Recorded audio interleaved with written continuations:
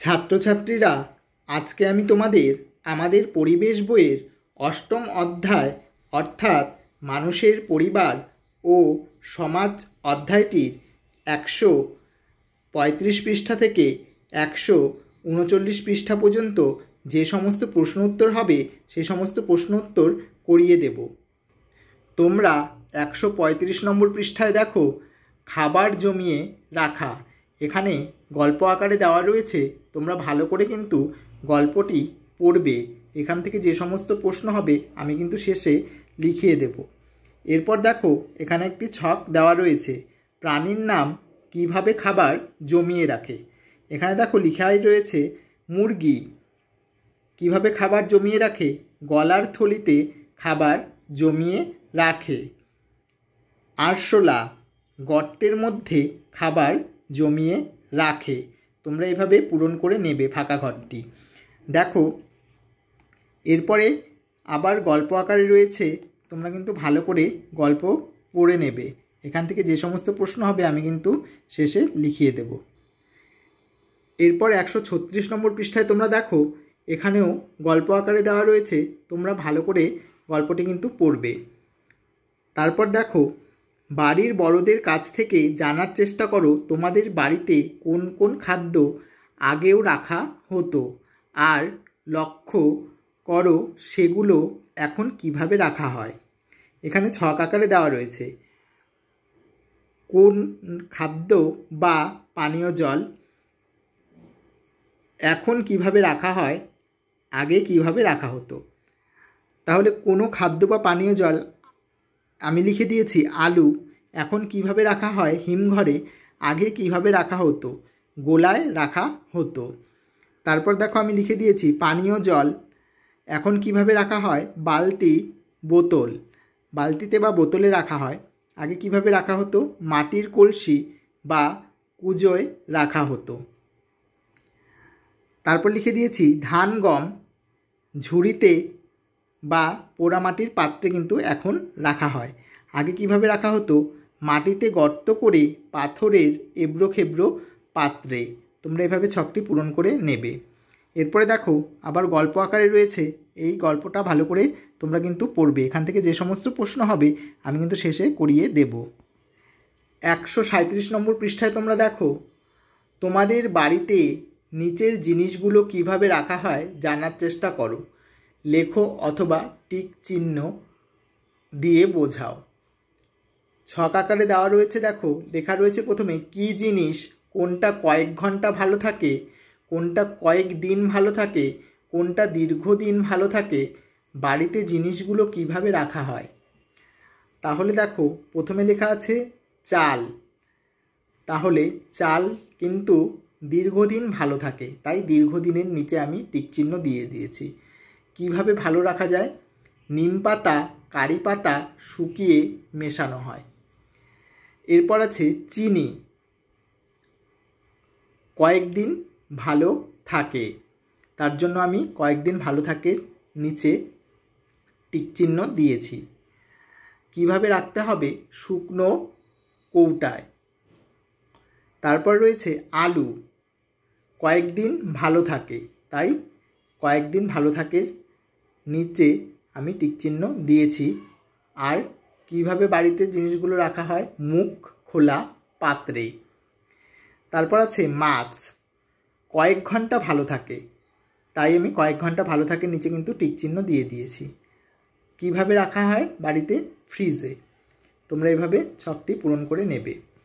তারপর দেখো একই খাবার নানা রূপে ও স্বাদে। এখানে আবার গল্প আকারে দেওয়া রয়েছে, তোমরা কিন্তু ভালো করে গল্পটা পড়বে। এখান থেকে যে সমস্ত প্রশ্ন হবে আমি কিন্তু শেষে লিখিয়ে দেব। এরপর 138 নম্বর পৃষ্ঠায় দেখো, এখানে গল্প আকারে অল্প করে দেওয়া রয়েছে, সেটা তোমরা পড়বে। তারপর দেখো মা ঠাকুমা বা দিদিমার কাছ থেকে জানার চেষ্টা করো নিচের জিনিসগুলো কিভাবে অনেক দিন ভালো রাখা যেতে পারে। এখানে দেখো ছক আকারে দেওয়া রয়েছে কি জিনিস কিভাবে অনেক দিন ভালো রাখা যায়। এখানে দেখো নোনা জলের মাছ কিভাবে অনেক দিন ভালো রাখা যায় নুন হলুদ মাখিয়ে ফ্রিজে। বাঁধাকপি কুচি কুচি করে কেটে রোদে বা বাতাসে শুকিয়ে। চাল নিম পাতা কারি পাতা শুকিয়ে চালে মিশিয়ে দিয়ে। টমেটো ফ্রিজে রাখতে হবে। তোমরা এভাবে কিন্তু ছকটি পূরণ করে নেবে। এরপরে দেখো এখানে গল্প আকারে দেওয়া রয়েছে, তোমরা কিন্তু ভালো করে গল্পটা পড়বে। এখান থেকে যে সমস্ত প্রশ্ন হবে আমি কিন্তু শেষে এগুলোর উত্তর করিয়ে দেব। এরপর চলে আসলাম 139 নম্বর পৃষ্ঠায়। তোমরা পাঠ্য বই দেখো, এখানে গল্প আকারে অল্প করে দেওয়া রয়েছে, তোমরা ভালো করে পড়বে। এখানে দেখো কিছু ছবিও দেওয়া রয়েছে। তার নিচে আছে দেখো, তোমার জানা প্যাকেট, বোতল বা টিনবন্দি এরকম 3টি করে খাবারের নাম লেখো। এখানে ছক আকারে দেওয়া রয়েছে খাবারের নাম, কি খাবার, কোথায় পাওয়া যায়। তাহলে দেখো প্যাকেট বন্দি প্রথমে আমি লিখে দিয়েছি। 1 নম্বরে চানাচুর, কি খাবার, নোনতা, কোথায় পাওয়া যায়, দোকানে। 2 নম্বরে পটেটো চিপস, কি খাবার, চিপস, কোথায় পাওয়া যায়, দোকানে। 3 নম্বরে কেক, কি খাবার, মিষ্টি, কোথায় পাওয়া যায়, দোকানে। এরপরে দেখো বোতলবন্দি, বোতলবন্দি খাবারের নাম। জল, কি খাবার, পানীয়, কোথায় পাওয়া যায়, দোকানে। 2 নম্বর জুস, পানীয়, কোথায় পাওয়া যায়, দোকানে। 3 নম্বর আচার, কি খাবার, টক জাতীয়, কোথায় পাওয়া যায়, দোকানে। তারপরে দেখো টিনবন্দি খাবার। 1 নম্বরে রসগোল্লা, কি খাবার, মিষ্টি, কোথায় পাওয়া যায়, দোকানে। 2 নম্বরে বেবি মিল্ক, কি খাবার, দুধ জাতীয় খাবার, কোথায় পাওয়া যায়, দোকানে।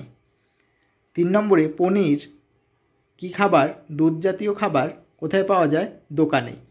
আমি তোমাদেরকে এরকমভাবে লিখিয়ে দিয়েছি, তোমরা এভাবে কিন্তু লিখে নেবে। আর এই 135 পৃষ্ঠা থেকে 139 পৃষ্ঠার মধ্যে যে সমস্ত প্রশ্ন হবে আমি তোমাদেরকে কিন্তু এখন লিখিয়ে দেব। 1 নম্বর প্রশ্নটি তোমরা দেখো, কোন কোন প্রাণী খাবার জমিয়ে রাখে বা সঞ্চয় করে।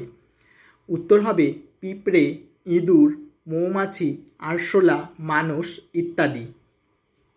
2 নম্বর পিঁপড়ে ও ইঁদুর খাবার কোথায় জমিয়ে রাখে। উত্তর হবে গর্তে। 3 নম্বর প্রশ্নটি তোমরা দেখো, মৌমাছিরা কোথায় খাবার জমা করে। উত্তর হবে মৌচাকে। 4 নম্বর প্রশ্নটি তোমরা দেখো, মানুষ কোথায় খাবার জমা করে রাখত। উত্তর হবে মানুষ প্রথম দিকে মাটিতে গর্ত করে পাথরের এবড়ো খেবড়ো পাত্রে রাখত, তারপর মাটির পাত্রে রোদে পুড়িয়ে। 5 নম্বর দেখো, জল ও দুধ জমিয়ে রাখার জন্য মানুষ কেমন পাত্র ব্যবহার করল। উত্তর হবে পোড়া মাটির পাত্রে। কেমন পাত্র ব্যবহার করেছিল, পোড়া মাটির পাত্রে কিন্তু দুধ ও জল রাখত। 6 নম্বর প্রশ্নটি তোমরা দেখো, প্রাচীন ভারতে মানুষ কোথায় খাবার জমিয়ে রাখত। উত্তর হবে গোলায়। 7 নম্বর প্রশ্নটি তোমরা দেখো, বর্তমানে আলু কিভাবে রাখা হয়। উত্তর হবে হিমঘরে। 8 নম্বর প্রশ্নটি তোমরা দেখো, কোনো জিনিসে কি কম থাকলে তা অনেক দিন ভালো থাকে। উত্তর হবে জল কম থাকলে। 9 নম্বর প্রশ্নটি তোমরা দেখো, প্রাচীনকালে মানুষ খাবার শুকিয়ে রাখত কেন। উত্তর হবে দীর্ঘদিন ভালো রাখার জন্য। 10 নম্বর প্রশ্নটি তোমরা দেখো, নুন মাখিয়ে রাখলে মাছ মাংস ভালো থাকে কেন। উত্তর হবে নুন জীবাণু থেকে খাবারকে বাঁচায়, তাই নুন মাখিয়ে রাখলে মাছ মাংস ভালো থাকে। 11 নম্বর প্রশ্নটি তোমরা দেখো, আগেকার দিনে ফলমূল কোথায় ডুবিয়ে রাখা হতো। উত্তর হবে মধুতে ডুবিয়ে। 12 নম্বর প্রশ্নটি তোমরা দেখো, আচার কাসুন্দি কিভাবে অনেক দিন ভালো থাকে। উত্তর হবে মাঝে মধ্যে রোদে দিয়ে রাখলে। 13 নম্বর প্রশ্নটি তোমরা দেখো, ভাজা জিনিস কিভাবে অনেক দিন ভালো থাকবে। উত্তর হবে বাতাস ঢুকতে পারবে না এমন প্যাকেট করে। 14 নম্বর প্রশ্নটি তোমরা দেখো, তরলযুক্ত খাবার কিভাবে অনেক দিন ভালো থাকে? উত্তর হবে বায়ুশূন্য অবস্থায় বিশেষ ধরনের কাগজের প্যাকেটে বা টিনে।